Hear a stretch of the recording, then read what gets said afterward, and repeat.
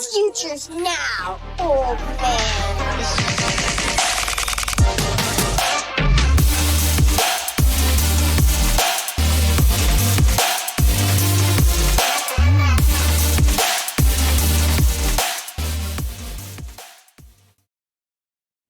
What it do, Future First crew? This is Future First Podcast, where we help you win today with a Future First mindset. I'm your co-host, J-Mac, here with my co-host, Jose. What up, dude? What's up, J-Mac? For those of you guys you don't know, but it's actually been a long time since we've recorded, quite a while. I was on vacation, so we kind of strung some episodes together. It is why you guys are getting this one a little bit later than normal. But apart from that, man, I had a great vacation. It was a good reset. My year's been a little bit rough for some other stuff, but otherwise, man, it was a great reset. We got to link up. Our families met, which was a lot of fun, man. It's great meeting you and your family. So that was a lot of fun, man. Father's Day was out there. Shout out, happy Father's Day to you guys out there that might be listening. But apart from that, Jim, how are you doing? I'm good, man. Yeah, it's been a long time since we recorded, but we saw each other 2 days ago in IRL. So that was fun. Yeah, man, we got to play some soccer, some football. So it was a good time. Like you said, met the fam. But hey, we are back at it on the grind. Today, we're going to be talking about some under and overvalued assets. So you looking forward to that? Yeah, man, I think it's going to be pretty interesting. There were some guys who I don't think we've talked a lot about on the podcast who are going to make it on today's show that I think are pretty interesting. So yeah, should be a good time. Yeah, it'll be a little bit of a different one for us from what we've been doing. So, but first, before we get to that, we are still doing our roster review services. We just turned out another one. That was a good one. So shout out to all you guys out there who are loving these reviews. Come get it. We got way more for you guys. Send us a roster review quest at futurefirstpod@gmail.com if you're interested, and we will get you plugged into some more information. Other than that, if you are watching this on YouTube, make sure to touch down on that like button and go for 2 and subscribe. Be sure to drop a comment while you're there. And if you're catching this on the Player Profiler Network, be sure to follow us directly on our direct feed, Future First Pod, where you can get all of our content. We just had another episode drop for our Process First podcast, where we went over a year one punt with Taylor Christensen from Dynasty Nerds. He's a great Dynasty manager, been playing for, how long did he say, 20 years? Something like that? Yeah, a real seasoned vet for sure.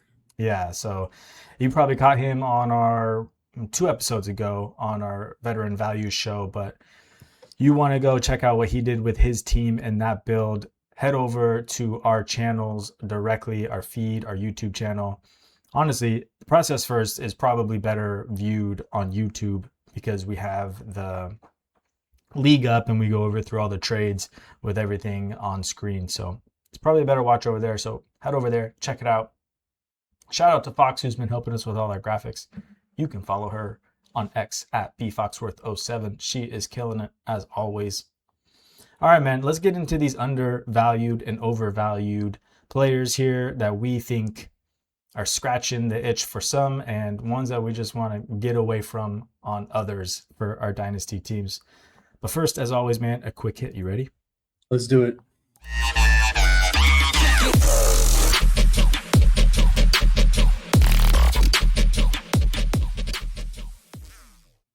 All right, for today's quick hit, I don't know if you guys are tired about it already. I am definitely tired about it, but we haven't talked about it. So let's talk about it. Brendan Sorsby, the NCAA player who's not an NCAA player, but might be an NFL player, but who knows what's going on now. He has applied for the NFL supplemental draft after a judge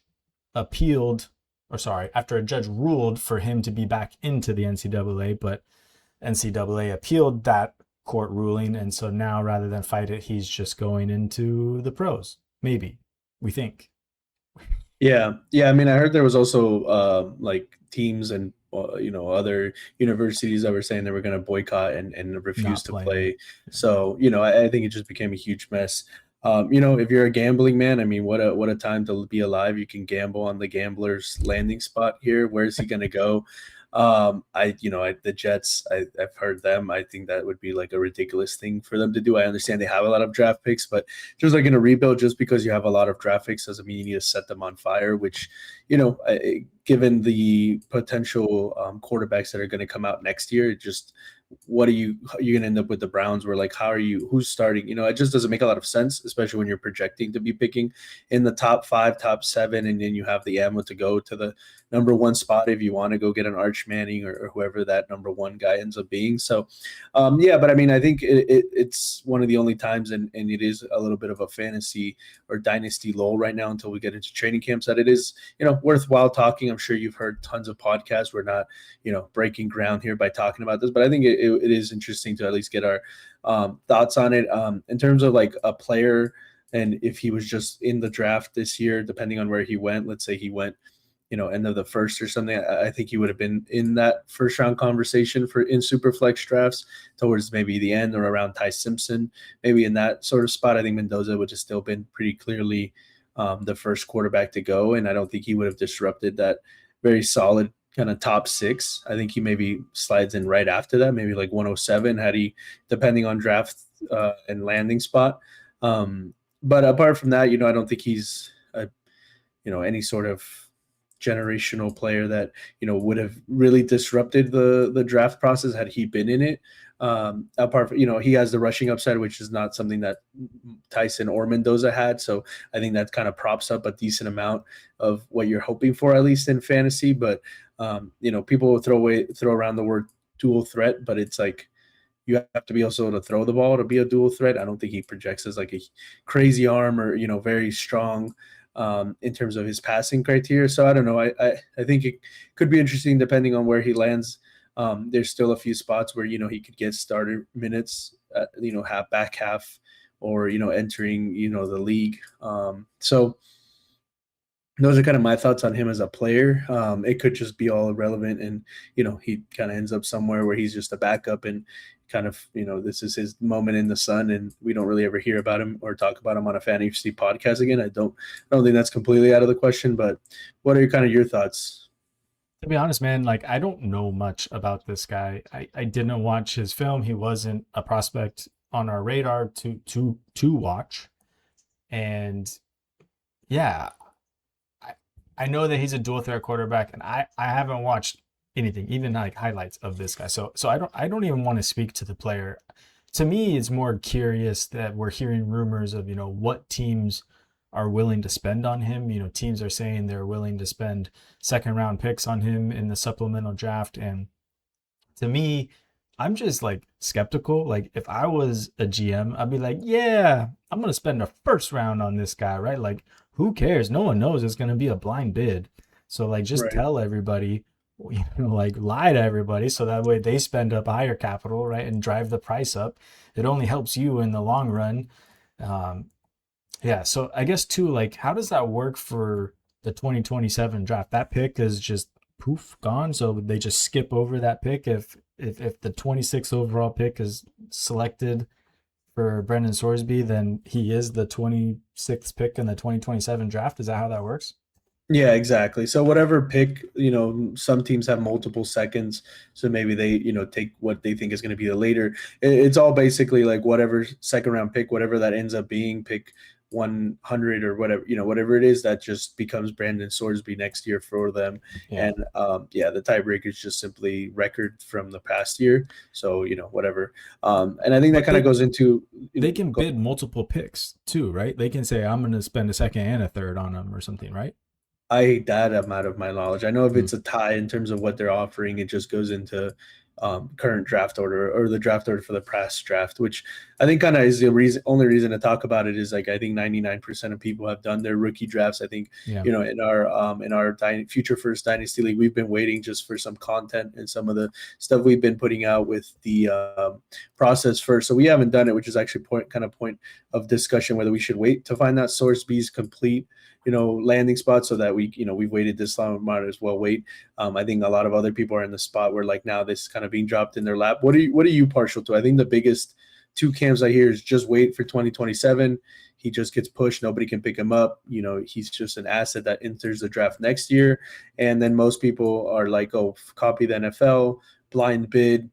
I would imagine a lot of people just bid 27 seconds. And then it goes like, what is your tiebreaker? I've seen, in-season fab. I've seen off-season fab. I've seen just do it like the NFL does it, and it's the order that you were just picking it. What is your kind of like preferred way to handle it? I preferred I would just kick him to 2027. It feels like the easiest, but the only potential problem I see with that is if he becomes a starter this year in like a Superflex league, now you have a starter that's just not available to any team. That changes the war for everything, right? And so like Right. that just feels kind of weird also. But in that same vein, it doesn't feel right giving him away for a fab bid. Like that also feels kind of wrong to me, especially since this is like a young dynasty asset. We're not talking about like a replacement level quarterback who's coming in and starting for an injured player. If this guy comes in and starts, like he could have a job for future seasons, right? So to me, it feels fair if you don't want to play that game of kicking the can down the road and just putting him in the 2027 draft, that you have to do a blind bid for picks. And the tiebreaker is the interesting thing. To me, it doesn't feel fair to project last year's picks. So I would like to just say use a fab bid in conjunction with your picks, and that fab bid should be the tiebreaker. And whether that's your in-season fab or your out-of-season fab, I would prefer to say in-season fab just because then everyone's on level playing ground. No one's spent any of the in-season fab yet. So it makes sense that, once everyone gets refreshed, then you do your draft for this Sorsby. People can kick their picks in, trade for picks if they want them. One thing that I haven't heard really addressed, which I thought was interesting, was when you make a blind bid for him, what pick do you get to use? Do you only get to make a blind bid if you're the one that owns that pick, or can you use somebody else's pick that you've traded for and bid You for just have that? to have the pick. So like in a situation like one of the teams I'm on, I can't really even bid because the only 27 capital I have is a first, and I'm not going to bid a first, obviously. Even if I'm projected to be a heavy favorite and it's a 10, 11, 12, I'm just not doing that. I think I got way more better uses for it. So you just have to have the pick, and then I think you just have to specify like however you're handling that. If that means the commissioner's out, if you're some sort of third party that's holding the information, you just have to, I think, specify like, hey, I'm using the second round pick of this manager, or I'm using my own, whatever it is. I do think that's the easiest way to do it. Just kind of emulate the NFL draft and how they do it, and then just simply have fab in season fab, which matters a little bit more, right? So people would be a little bit more, hey, that could potentially matter a little bit more. And have people gamble with that. I mean, if somebody's going to get hot and bothered, and surely you'll see places where he goes for a 27 first when they're doing that. But I think that's the way it will shake out. And, it will be interesting if he gets a great landing spot, in terms of what we think. I think so many things have already been like kind of drilled into our minds of how we see these rookies and how we see this new class, that it's kind of exciting that, in the middle of July, we're just going to have this kind of little Easter egg, this little nugget dropped into the middle of Dynasty, and something new to think about. So it makes it exciting, even if it's not, the greatest prospect ever. I think there is also questions about like, what type of player are you getting? Who's a guy that's gambling on his team? I mean, nothing has ever been confirmed about what he was gambling on his team about. I think the fact that he gambled on his team is almost confirmed. Whether he was gambling for them to win, to lose, only when he wasn't playing, et cetera, et cetera. But I mean, you're talking about the quarterback, the guy that's got to have the head on the straightest in the entire team, and that's the guy you're bringing into your organization. So I think there's definitely a lot of question marks there, a lot of ifs and buts, but for me, I mean, that I don't know. I think I've said my piece. I think that I'm pretty good on Brendan Sorsby. Yeah, well, I guess for anyone placing a bid on him to get him in your drafts, I hope you guys hit the jackpot, and that last leg of your parlay hits, and he really pays off for you here. But no, jokes aside, I don't know. I probably won't be bidding. Anything Yeah, silly. I think anywhere where I have like 27 thirds, just in the case that nobody bids a second, I might throw it. If I'm a contender in a super flex and I have seconds, maybe an extra, I don't mind, throwing my own second out there, which it's even in a deep class like next year, I don't think it's a crazy, to get a dual threat supposed quarterback in the late second of the 2027 class potentially. I don't hate that in Dynasty. I think it's worth a gamble. I'm not, if I have that pick, I'm throwing it out there. Otherwise, yeah, I don't think there's going to be a ton of swords be on my teams unless it's for next year. Yeah, likewise. All right, let's hit pause here and have a break for the Podfather to talk about the Dynasty Deluxe, and we'll catch you guys on the other side when we talk about undervalued players. If you play in Dynasty, you need Dynasty Deluxe, our premium package for Dynasty Leaguers. We rank over 300 players, updated every week, all year long. And there's a win now mode and a rebuild mode with Superflex and tight end premium controls.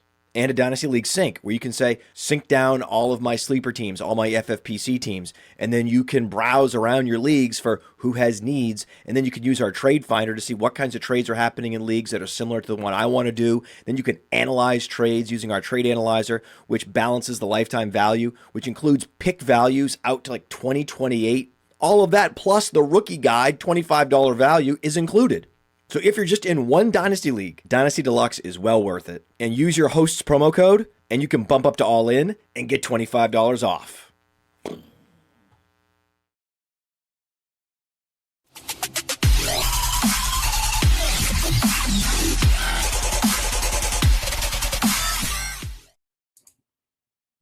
All right, welcome back.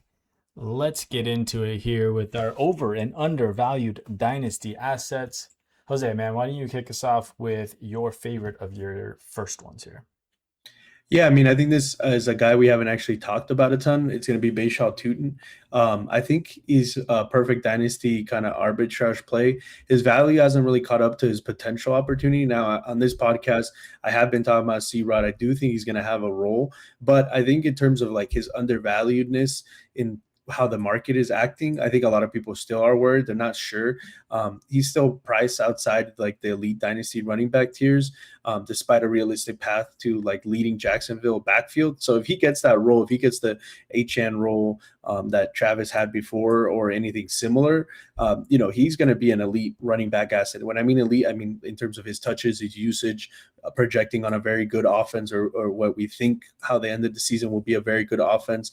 I wouldn't be surprised if he does get that and C-Rod either can't get healthy or is just not a relevant factor besides like a timeshare, like splitting, not splitting time, but like a spell back, like spelling him. Tuten could be that sort of RB1 type of player. I think Liam Cohen has shown that he can create fantasy-friendly rushing offenses and one of the best. I think if we're talking about startup values, I think he's a huge value there. I think in terms of just trading for him in a started-up league, I think he's also, undervalued. And, like I said, I'm off the mind that C-Rod will have a role.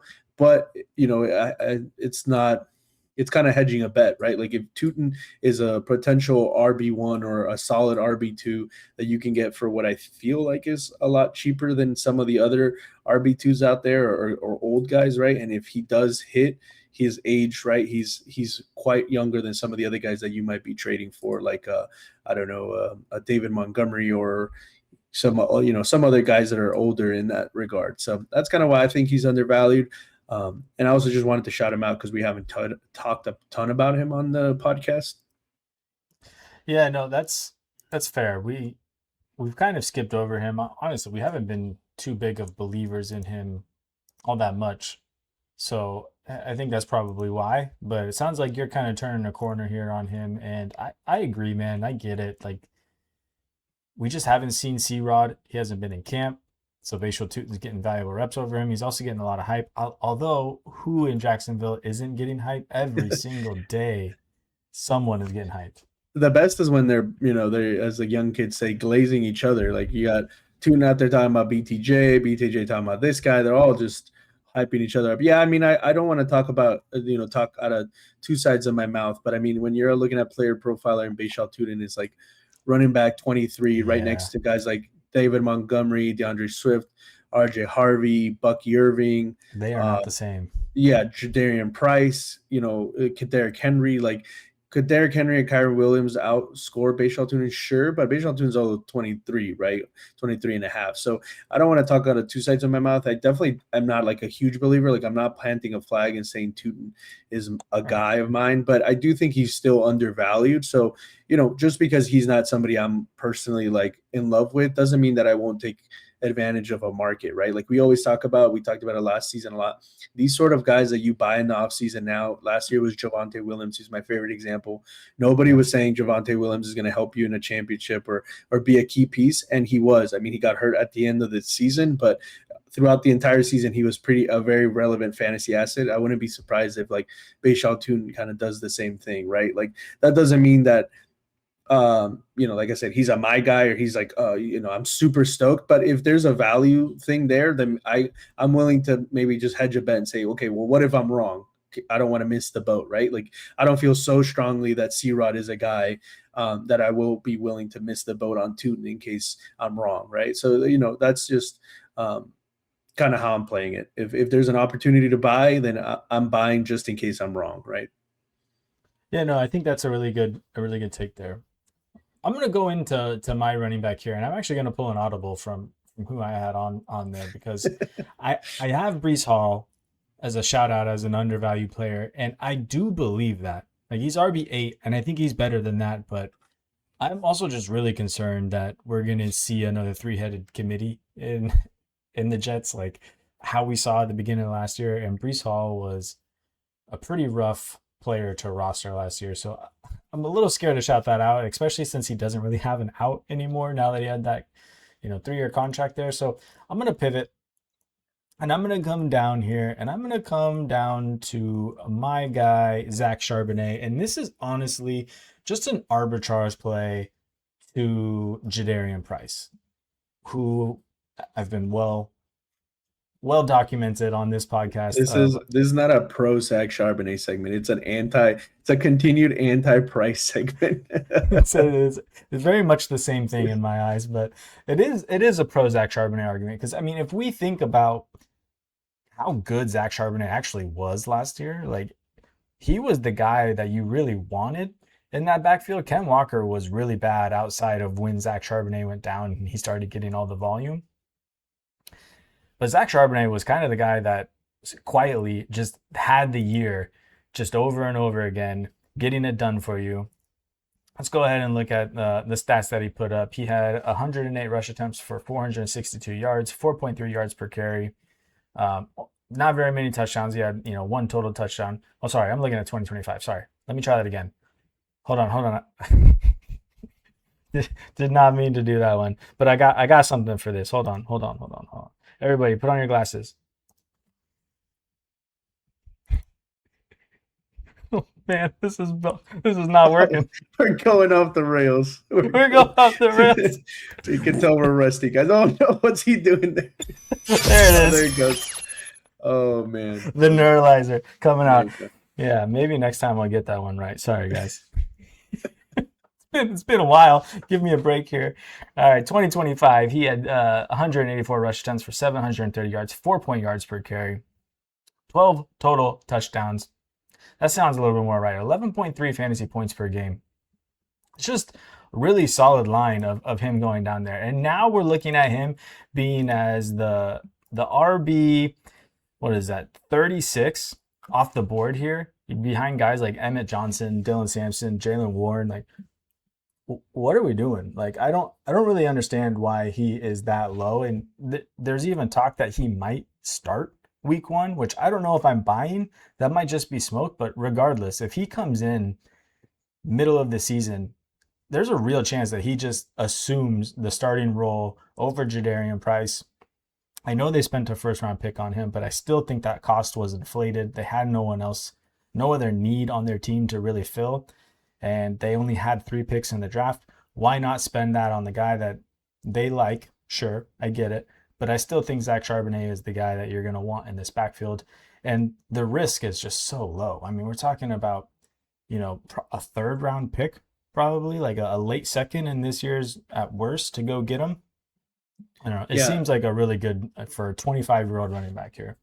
Yeah, I mean, I think if that's the actual price, like sometimes rankings can be a little bit, shaky in terms of how um, the market actually feels about him. But I mean, both Player Profiler and Fantasy Calc have him right there at running back like 36, which seems egregious behind some of those names like Jonathan Brooks and some of the other guys that you named. It just seems egregious to have a guy like Zach Charbonnet, who we've seen be very successful in that team and in that backfield. So I'm totally with you. I think that's a great shout if you can get him for those sorts of prices, and people really do think he's not even an RB2. Then I think you got a great little stash, like you said, for halfway through the season or maybe even earlier. Like ramping up. All things considered, you'd take that. A random running back that kind of jumps into your lineup or your flex out of nowhere would be amazing, and I think that's what you could get with Charbonnet. I don't know. You want me to jump into my next guy Yeah, go right into it, man.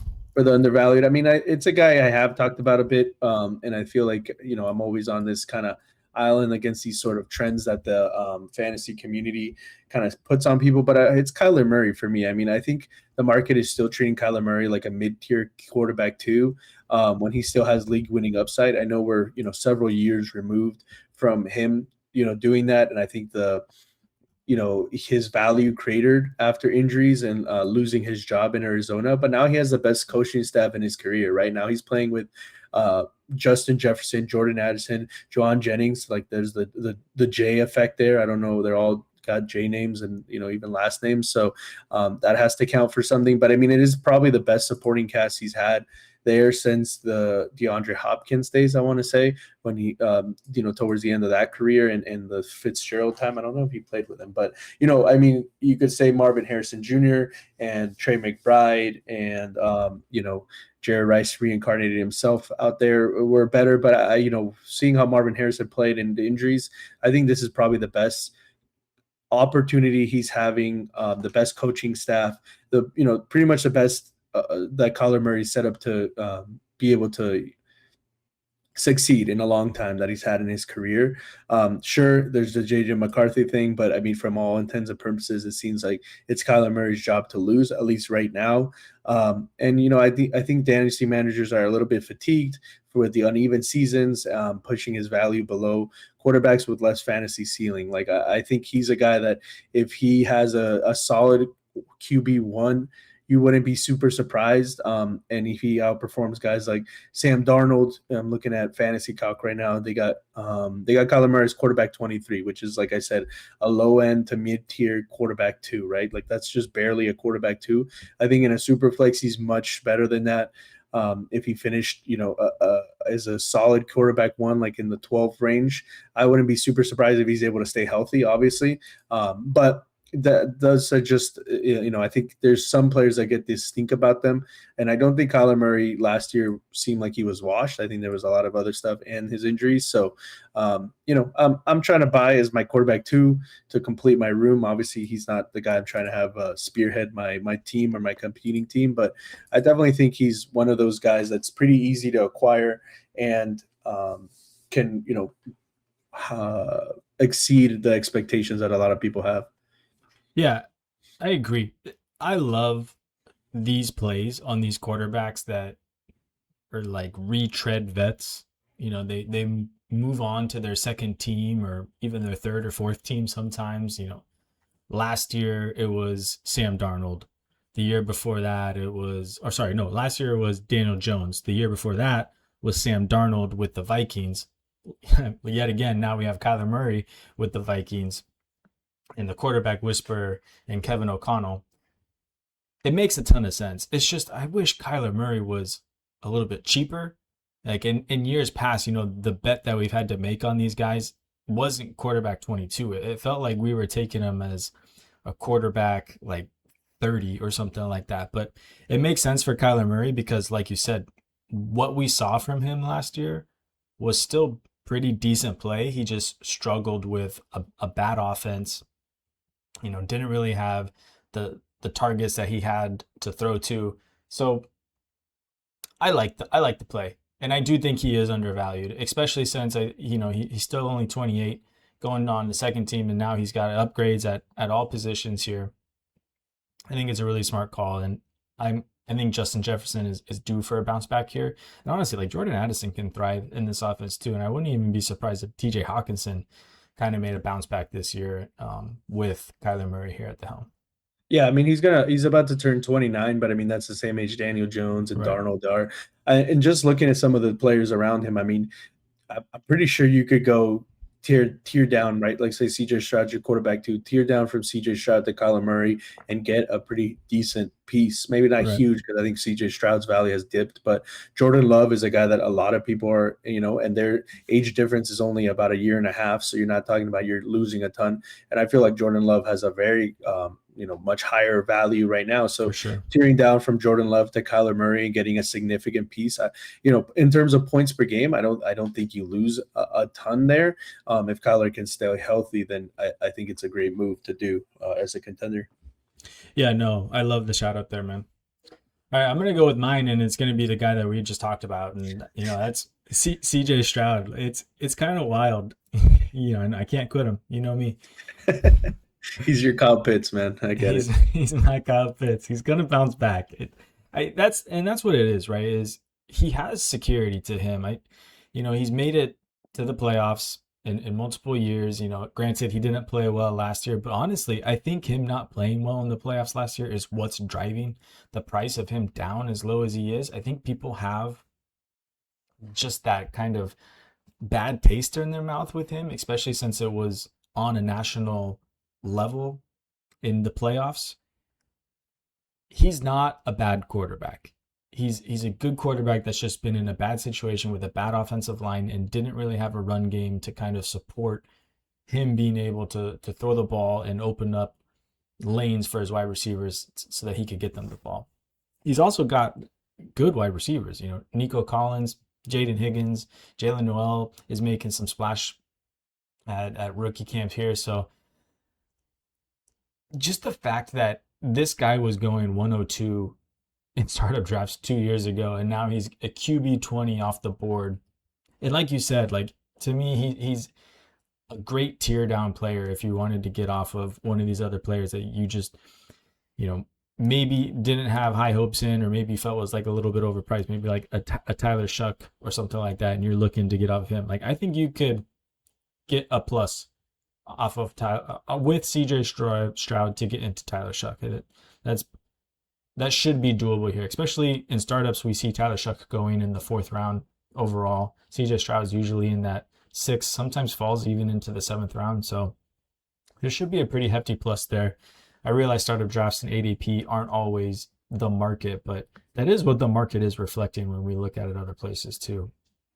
So yeah, man, I just think this is a smart buy low player here to get into CJ Stroud. And what are you going to do? You need quarterbacks in Superflex formats, and he feels he's not going to get you crazy points every week, but he has a solid floor, and he can get you those ceiling plays where he can throw for 5 touchdowns in a week. And I just think he's a really good quarterback that is cheaper than cheaper.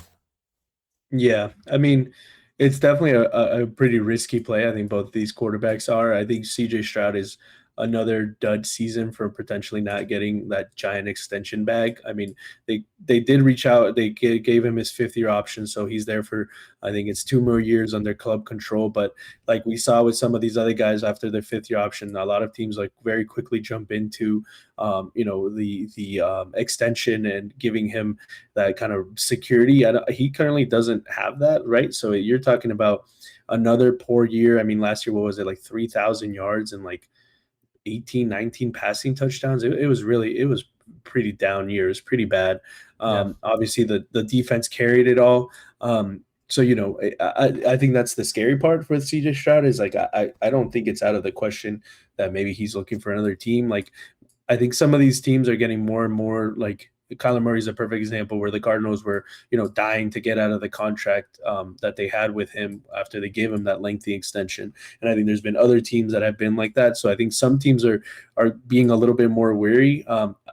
Likelihood is he probably does get the extension this year done, but it's definitely, I don't think, out of the realm of possibility that they kind of wait and let him play out and see, and maybe it costs them a little bit more. But the way he's played, he hasn't played himself into breaking the the new quarterback salary or by any means. So he's definitely cheap though. So I do think it's a very interesting proposition for a buy low. Yeah. He also missed 3 games last year. So keep that in mind when we're talking about, 3,000 yards and 19 touchdowns. But honestly, like, that just kind of screams regression to me too. Like, this is his lowest we've seen him go, and this is not as bad as he is. We've seen the upside. I think that he'll bounce back. And I do believe that he has that security. Like you said, they gave him the 5th-year option. He's got at least one more year to run it out here. And I do think that we'll see a better year here. They're with them establishing the run with David Montgomery and getting Jaden Higgins, a 2nd-year player, more involved here. So, hey, I like it. All right, man. Where are you at with your next guy? All right, man. Mine is Emeka Egbuka. Egbuka here for the Buccaneers. I'm a little bit worried about the contract stuff with Baker, but I think he'll play even if he doesn't have a long-term deal. So, you could be looking at a little bit quarterback purgatory in the near future, but that's kind of hard to predict. So for now, to me, Egbuka is kind of a guy that if you flipped his splits, if he started really bad and then ended really hot, people would be talking about, I don't know how high people would be ranking him, but I feel like people would be upper than the wide receiver 10, 11, 12. Like they'd be probably very securely as a wide receiver 1 instead of like a fringe wide receiver 1.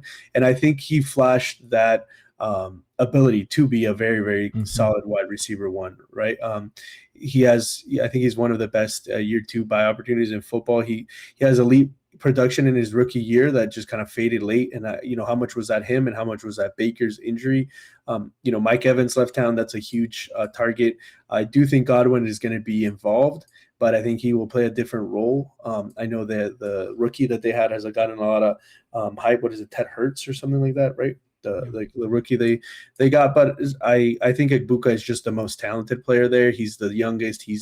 Has the highest ceiling, and I think there's players that kind of go around him and that don't have nearly as high of a ceiling when you're looking at his potential to finish in like a top 5 or something like that. I don't think he's going to have that sort of JSN breakout where he does kind of just skyrocket, but I could see him, wide receiver 8, 9, if him and Baker are healthy the entire time. And just really establishing himself as a very solid dynasty piece. And I think he isn't there yet. And these wide receivers, when they get to that level, it's very hard to pry them off teams. So I think right now, a lot of people are still kind of like poo-pooing, how he ended the season. Godwin's getting a lot of talk in camp and about how good he is and all this stuff. Like I said, the other rookie's getting a lot of shout. I feel like maybe people kind of forgot, like, that meme where the guy's like, let them know that we're back, like that sort of thing. Like I feel like that's what Egbuka is going to do when football starts getting played. And I think I want to jump in and try to capitalize on his, potentially the lowest he might be for the next couple of years. Yeah, no, that's fair. And that's a statement, I feel like, too, since he is, wide receiver 14, like a high end wide receiver 2 in many cases. So it feels like you're saying that he can be a solid wide receiver 1 for us for future years. And honestly, I'm buying in on it too. I love the call. I do think that he is a little undervalued. And I do attribute that bad run that we saw at the end of the season, from week 11 on. It was 9 fantasy points, 6.2, 8.2, 3.5, 10.4, 5.0, 5.0, and 1.8 to finish it. It was a really bad run, but people forget how hot he started, right? I mean, 23.6, 12.9, 20.1, 31.3, 23.5. He was lighting it on fire. You could trade him for CeeDee Lamb straight up after, one of those weeks. And I think that he can get back to that. I think it was his injury, but also Baker's injury that just kind of led to what we saw, a downturn in his production on the later half of that season. And I think I'm with you. He does feel like a buy low. If the season was flipped and he started out slow and ended hot, he'd be as high as Colston Loveland right now, and going as probably like the wide receiver 5 or 6. And yeah, I think this is probably the lowest that you're going to be able to buy into him. So get in while you can. Stack him with Baker too, because Baker is probably another undervalued target that we should probably be talking about right now. Yeah, 100%. Who's your last guy, Jimmy?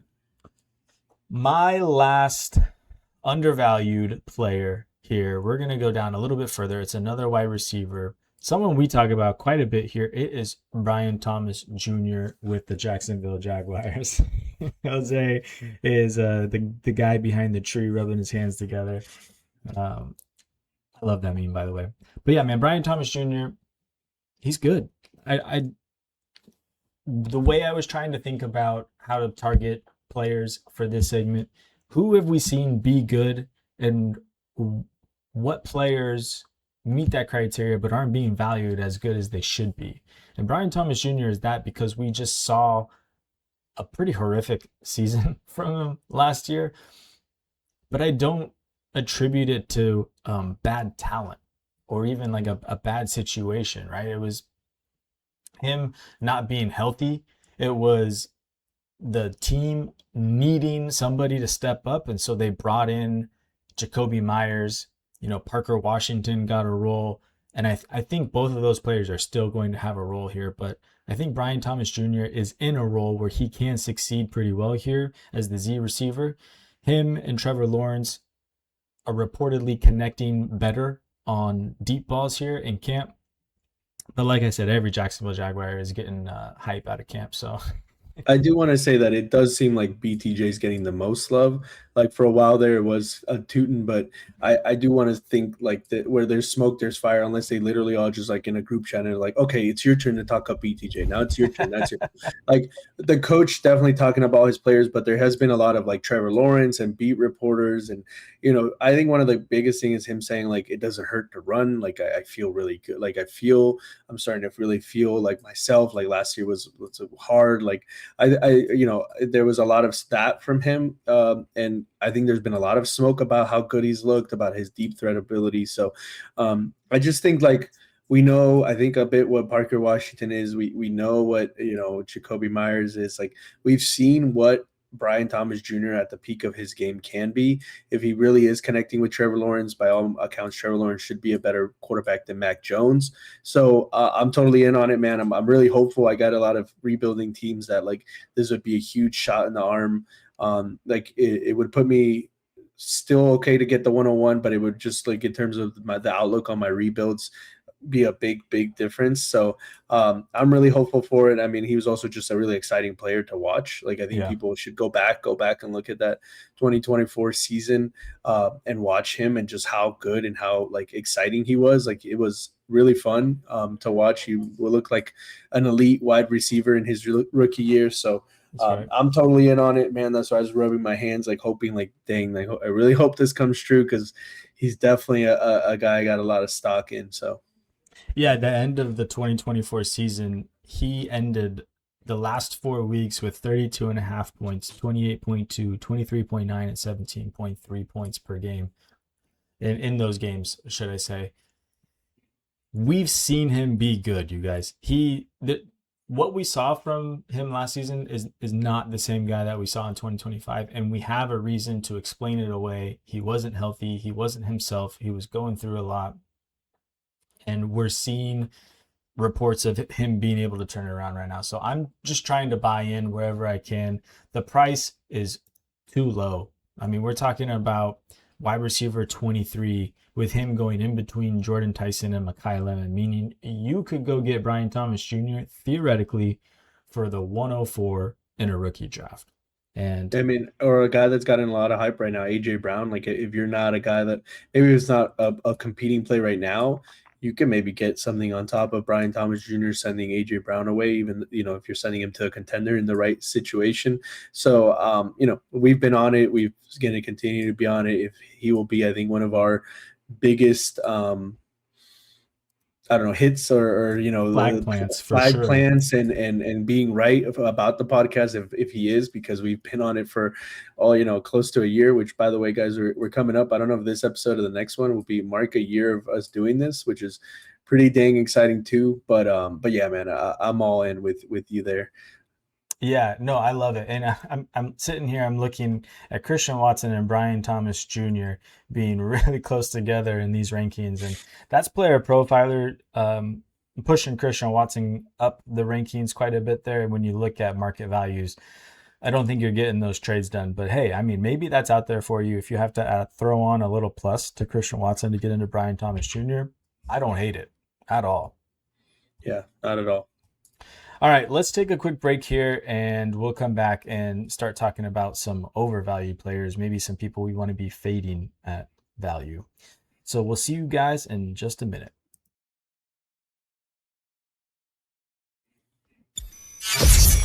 Oh, hey, that was just from that last one that we didn't get out of there. Let me turn that off there. All right, there we go. Welcome back. Hopefully you guys are still with us after all these mishaps. And remember everything we talked about. That's right. Remember everything we talked about. Let's talk about some undervalued assets here. So, Jose, why don't you go ahead and kick us off here, man?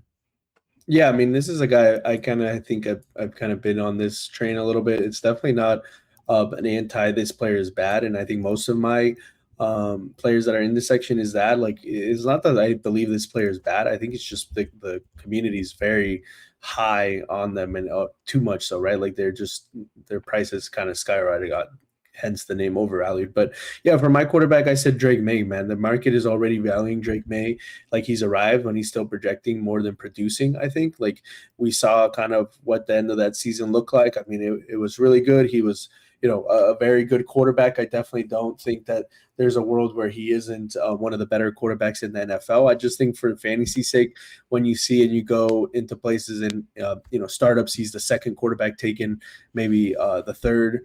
He's right there with Josh Allen, and he just, he hasn't it still feels like projection. It feels like a little bit of CJ Stroud. Now he did, I think demonstrating he's kind of grown. So I definitely don't want to say that he's on the same like CJ Stroud path, but it does feel a bit of overvalue and people kind of just really wanting him to be what he's not currently. I think to justify his current price, he likely needs to become a consistent top 8 fantasy quarterback or even higher, right? Like where he's being drafted, he needs to be pretty much top 5. And I'm not sure if that's Josh Allen. Exactly. And I don't know if he's really there just yet. So, he's the type of guy, if you can tear down or move laterally, if you're a Jaden Daniels guy or Caleb Williams or one of these other guys that are, a lot cheaper and you could just build squad depth that way, I would definitely be looking into that. I don't think the risk is that if Drake Maye is bad, is that, my managers are paying at his ceiling right now, right? Like I mean, I guess he could come out and have an MVP season and just light the league completely on fire and go crazy, and that would make his his price even higher. But I think most people have him as an elite asset baked into their price already, and I think there's a little bit of market to exploit there. Yeah, this one is interesting to me too, because it's one of those things where if you have Drake Maye, you can't sell him for what he's being valued at right now, at least not easily. It takes like a fan of Drake Maye to make that happen.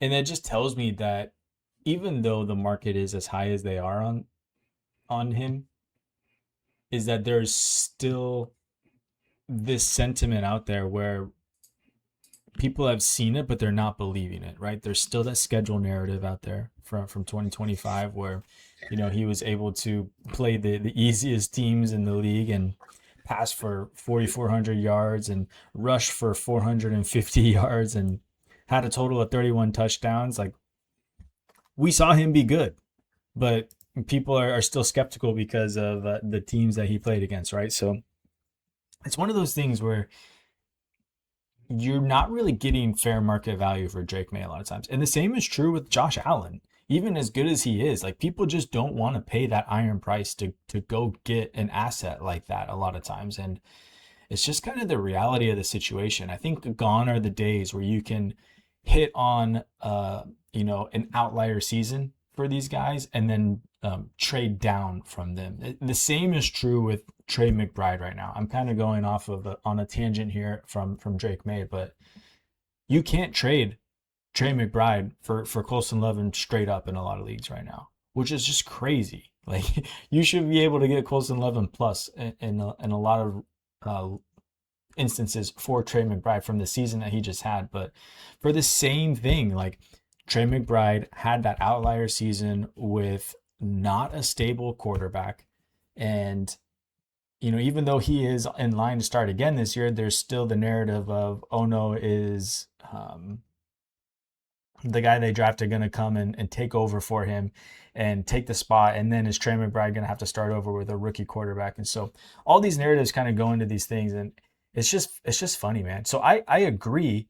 And I think the market agrees too, that Drake Maye is just an overvalued asset. And unless you're getting him in a startup, which even at a startup, you still have to spend, you know, a 102 to get him. Where would you feel comfortable drafting Drake Maye in a startup, Superflex startup? I think it'd have to be like in the middle of the rounds. Like I really don't want to be taking him in those The top middle two, of the first? Yeah, like I think if he were to slide, if you know an extra quarterback went or somebody got wide receiver or like Bijan Gibbs happy, I guess then. But taking him as just the second quarterback off the board or third just feels really aggressive. I think I would do it just because everything like the arrow points in that direction, but it would be tough, I think. Yeah, no, I agree. Okay, well, let's move on here. I'm gonna get into my first guy here, which is gonna be Jeremiyah Love. And again, like this isn't saying that I think Jeremiyah Love is bad or I don't want Jeremiyah Love on my teams. I think he's a really good player, and I think he's going to be a stud for years to come. But right now, he's the running back 4 in all the cases. And that's just kind of wild to me. Like I think I would be putting Omarion Hampton above him. Ashton Genty is okay to be above him also, but it's just a little crazy to me that we haven't even seen him play and we're already valuing him as, you know, a top end asset. Like we did the same thing with Ashton Genty last year, and we did the same thing with Jahmyr Gibbs and Bijan Robinson in years prior. And honestly, like it's probably okay because these guys are going to hold their value with the draft capital that they have had invested into them. And as good as we know that they are, they're going to hold their value. It's just like Ashton Genty. He was running back 3 pretty much at the start of last year, and he's still at that running back 3.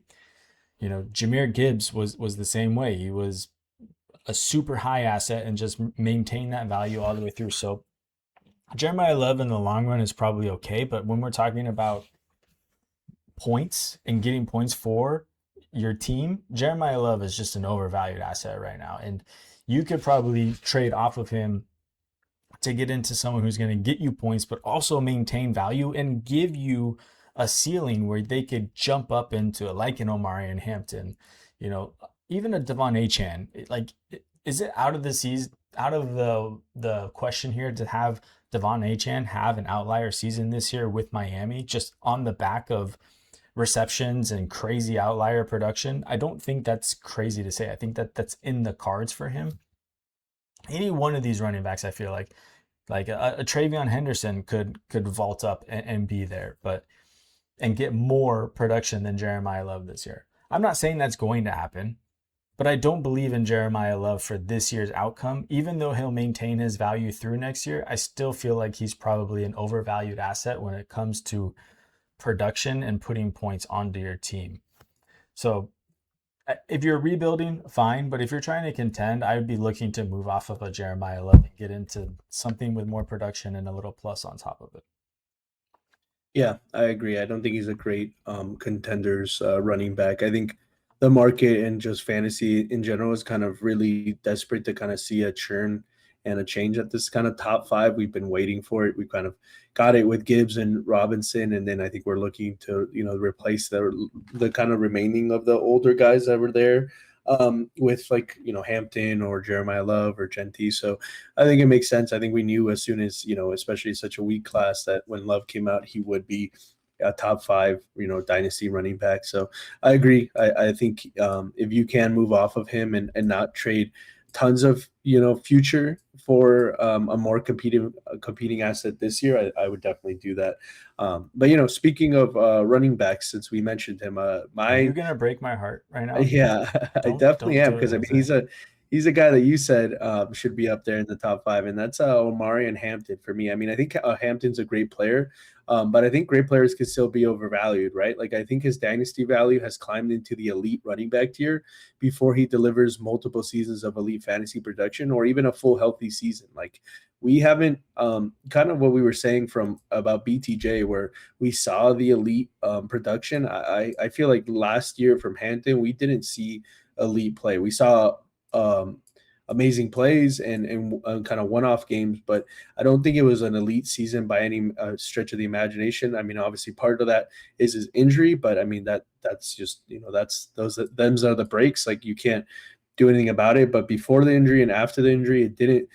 He wasn't playing as a special player where you're like, oh man, this is something crazy. I understand the situation, the new scheme, the coach, all that stuff. I do understand that there's lots of things to be positive about going forward, but I do think that we're kind of like Drake May or some of the people we've talked. We kind of just putting him in that tier without seeing it just yet, and obviously. Kind of like we were saying, like if you want to buy in early before he does it, obviously this is the time. I just think it does make him a bit of an overvalued asset.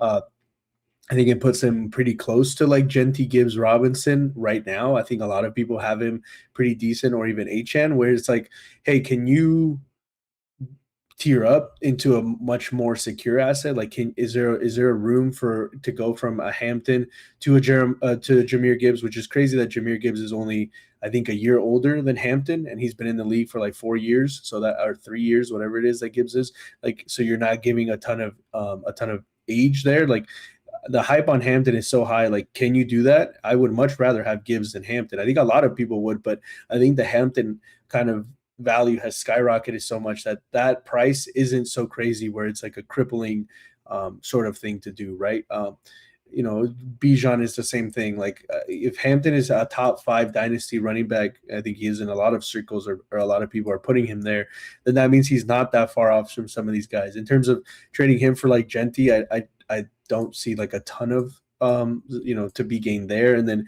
Achan is somewhere where you could gain a lot. Like you said, could Achan have one of those like pop off seasons? He could, but I think it does bring on a ton more volatility, which maybe is not what you need sure. from that. So yeah, man, I'm not anti Omarion Hampton, but I am anti like what his value currently is going up to. I'm just gonna let this play here. We got Omarion Hampton on all of his runs of 12 plus yards in the 2025 season. We've seen it, Jose. We're about to Look get at copyright stricken here. Tape your eyes open and watch it. I'm gonna have to like Jeffrey Dahmer you and put you in front of the TV and make you watch this. No, I get it, man. I'm a believer. I really do think Omarion Hampton is good, but there is a chance he's overvalued right now. I'm not gonna say more than that though. I mean, I think he's a chance he's great, but I think, like I said, like the great players can still be overvalued. But why don't you tell me about a wide receiver who a lot of people are really high on that you think is overvalued right now?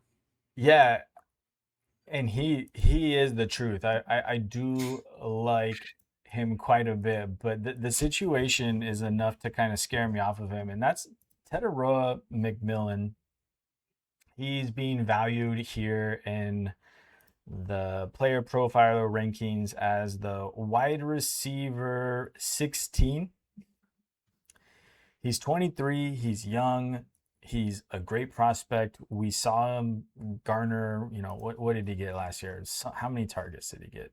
He got a total of 122 targets. So we've seen him be able to, handle the volume and be the go-to guy.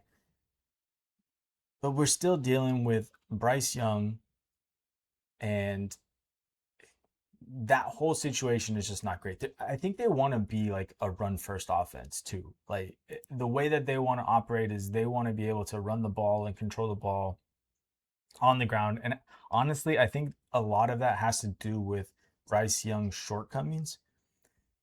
That wasn't meant to be on purpose. I should have made that joke about Kyler Murray, but here we are. But I like Tetairoa McMillan a lot. I think he's a really great prospect. I think he has a huge ceiling that I just don't think we're going to be able to tap into. And him being valued as the wide receiver 14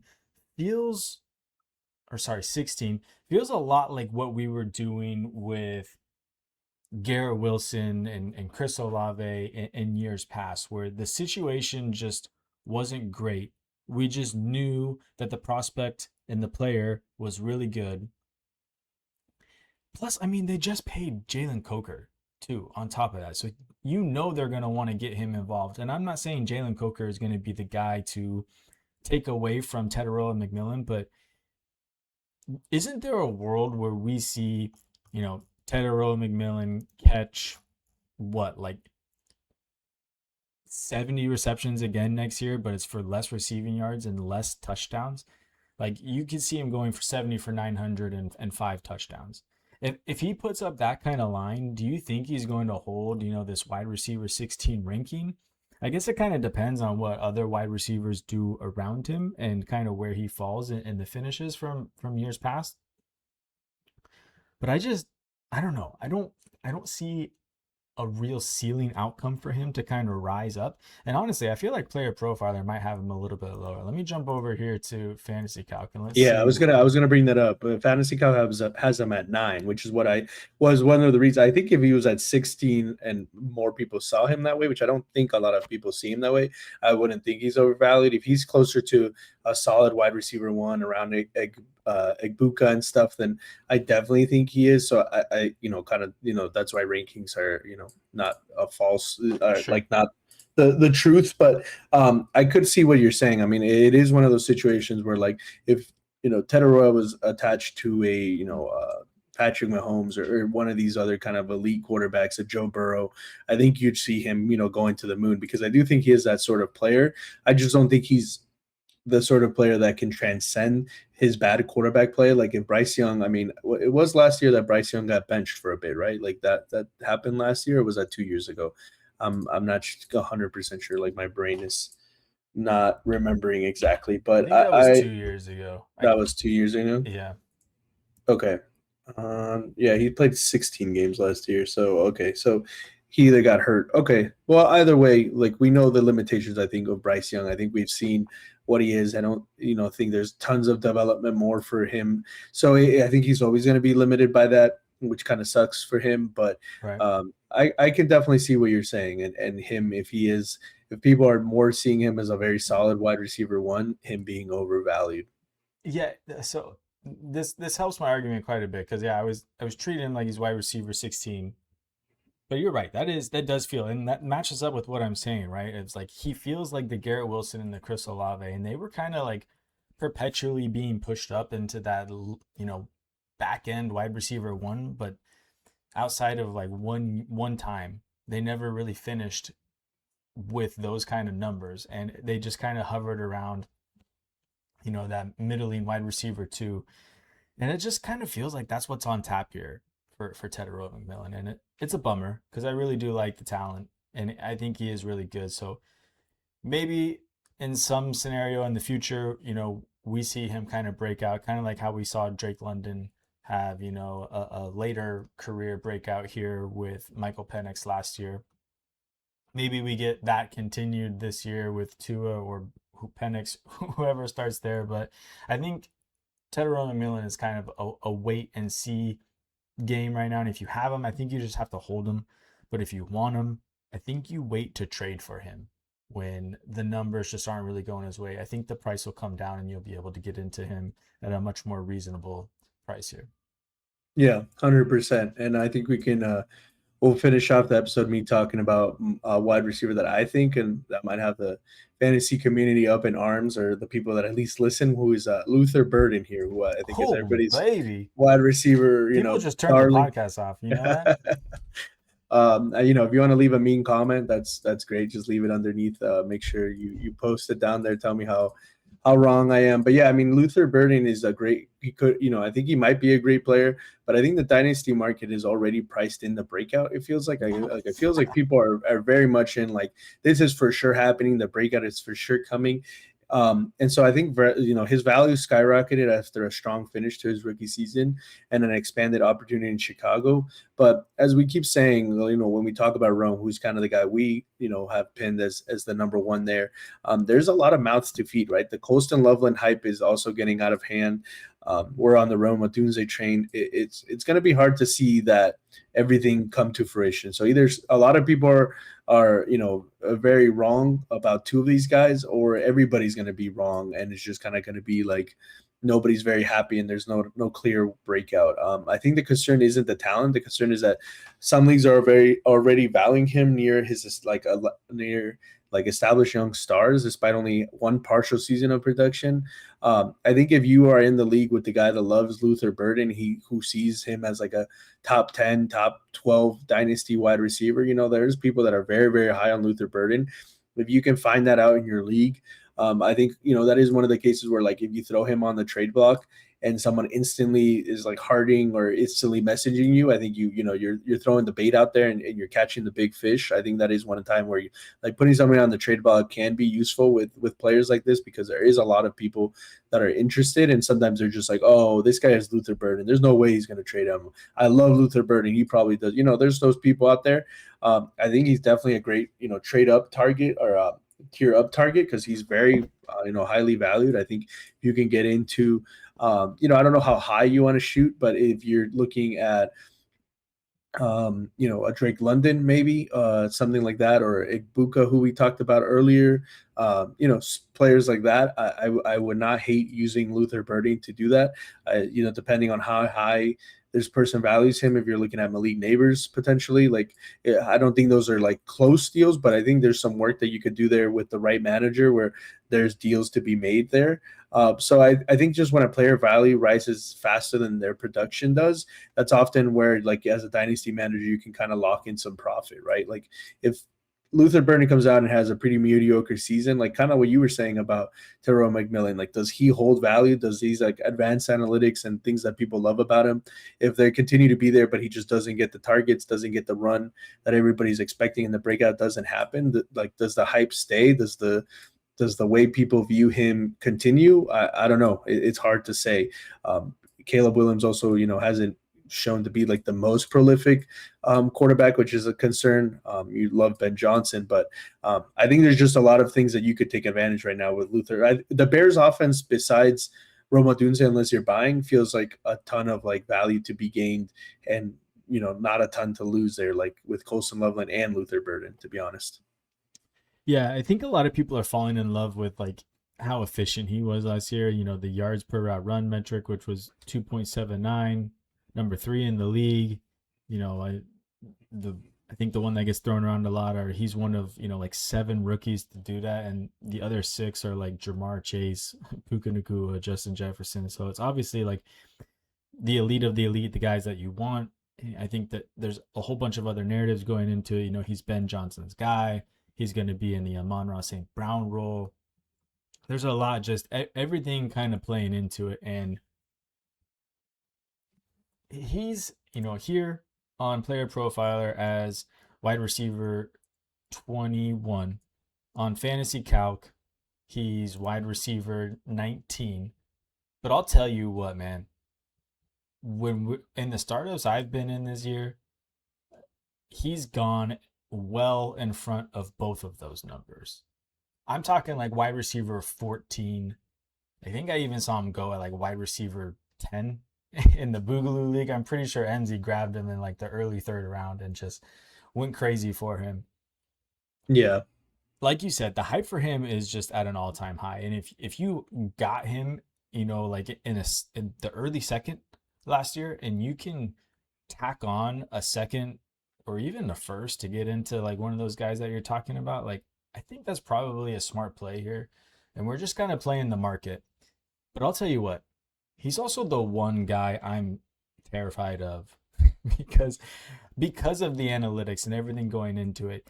He could absolutely bankrupt you if you make that trade, right? If you send a first to go get into like CD Lamb, right, who's now what, 27, and you traded away a 22-year-old Luther Burden, who's assumedly ascended to, you know, a middling wide receiver one, like that's gonna hurt a lot. And like that's an outcome that is very, very, I don't want to say likely, but it's very plausible to happen. Yeah. He's a I'll terrifying definitely, one, man. if I got him in the second or late first or something, if I could turn him into 227 first, I'm doing that all day. That's why, CD's definitely not the guy to be targeting, just to insulate yourself from that catastrophe. Like if you trade him for the Malik Neighbors goes out there and it's like a top 5, and then Luther Burden's like, wide receiver 13 and kind of does the breakout, and you paid a first, you're like, that's probably what that deal's getting, done now. Like either that or Puka, if Puka goes out there and continues to be one of the best wide receivers and kills it, like even though Puka's 25, you're like, okay, well, I have Puka from Luther Burden to Puka, it's still probably a first. Like, deals that if Luther Burden does break out into like a very good wide receiver one type of scenario, like in the top, like I said, if somebody values him as a top 10 dynasty wide receiver, those are trades that I feel like I still feel okay. Now, if I did it for like a Drake London or a Tetairoa McMillan, who we talked about, I think it could feel a lot worse. Or if you do a 1-for-1 swap, like if you don't get if you do a 1-for-1 swap with one of these guys, and that could really be those type of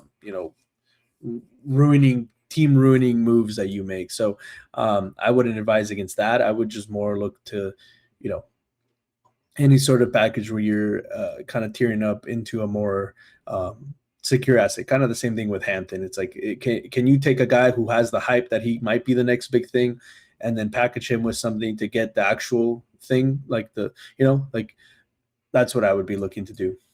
Yeah, I'm looking at like some trades here over on Fantasy Cog, and it doesn't look like those kind of trades are available. It doesn't feel like anyone's really making those trades. Honestly, like the trades I'm looking at are trades that I would make to go get Luther Burden in some cases. But yeah, like I think the one that's probably most interesting here on this side, Emeka Egbuka or Luther Burden and a 28 second.